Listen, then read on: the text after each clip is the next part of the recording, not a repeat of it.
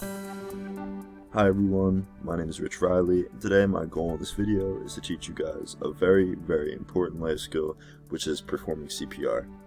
I've been certified 3 times in CPR in my life through lifeguarding at the beach as well as working in the gym at Rutgers Recreation, and I think it's a very important life skill for everyone to know in order to save someone in a life and death situation, because you never know when it could actually occur.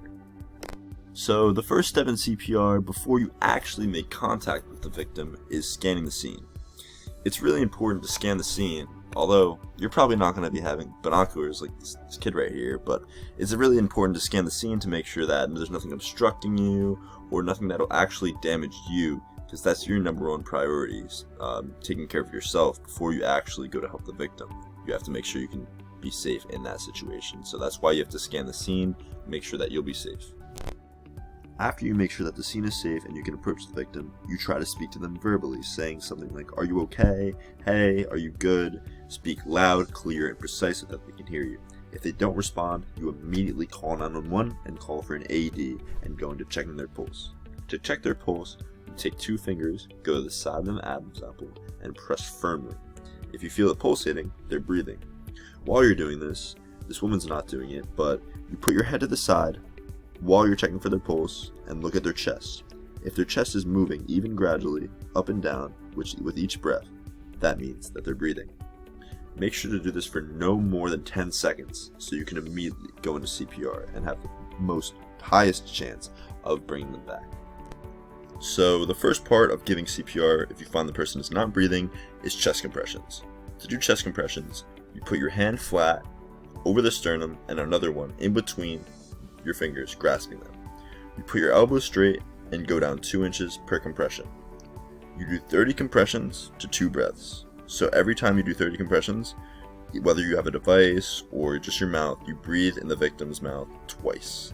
And continue this process continuously until EMS or an AED arrives. For infants, however, you have to use 2 fingers and do the same process, because if you don't, they're very fragile. Obviously you can't use your whole hand, and you have to be very more gentle, tilt their head back, and do 15 compressions to 2 breaths rather than 30 compressions to 2 breaths.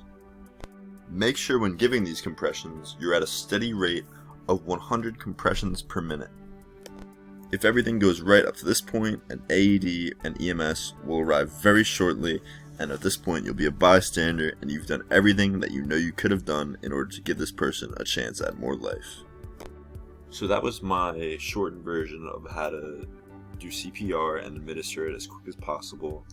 It's really important as a bystander. This chart here shows that the collapse to defibrillation interval has a very big impact on someone's probability of survival. So the quicker that you get them help, the quicker that you start CPR and get them an AED, rather than just calling 911 and waiting for them, it could really save someone's life and save someone's family member, someone's mom, someone's dad.